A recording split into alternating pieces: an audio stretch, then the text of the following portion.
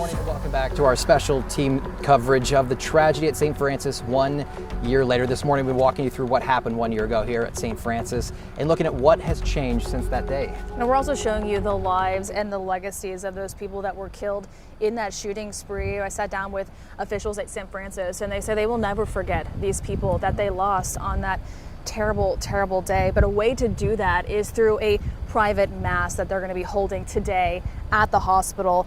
There will be no public memorial. I wanted to mention that for those four that were shot and killed at the Natalie building, but instead a ceremony for staffers and loved ones. I spoke with Dr. Cliff Robertson, the president and CEO of St. Francis, who says this private mass, it's really meant to recognize those who died, and the mass will become a tradition moving forward. St. Francis also began honoring victims after the shooting and has continued to do so through posters and photos found throughout the hospital. Maybe if you have an appointment here, you're going to see those. Each of them, it recognizes each person that we lost on that day. Dr. Robertson says he doesn't want to forget either.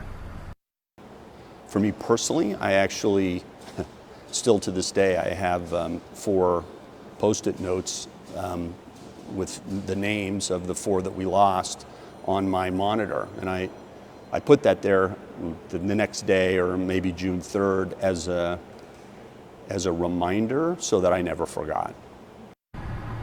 Dr. Robertson says he wants the families of those who were murdered to know how much he truly thinks about them. He says he hopes they understand how much he and the rest of St. Francis cares for them, because they know that their lives are changed forever. We would give anything to go back to May 31st and have June 1st never have happened, but we can't. So how do we move forward together in the best way we possibly can?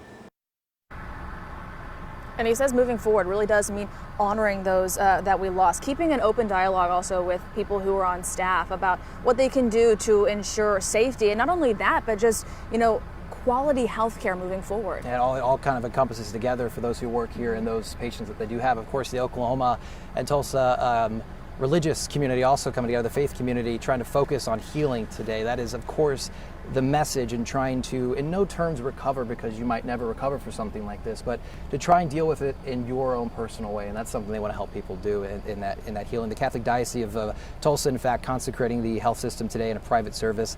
That is not open to the public. They're going to have employees and family members there. But Bishop David Conderla says that they hope to stream a portion of it on their Facebook page. So, of course, get you the details, and we do see that pop up. Again, it is a very hard day, not only for the community, but for those who are just, facing this again today, their loved ones that they lost. So, our thoughts and prayers are with those folks that are going to be dealing with that today. But we do have more special coverage all morning long, all day long. But for now, we're going to send it back to studio. Meteorologist Michael Sager.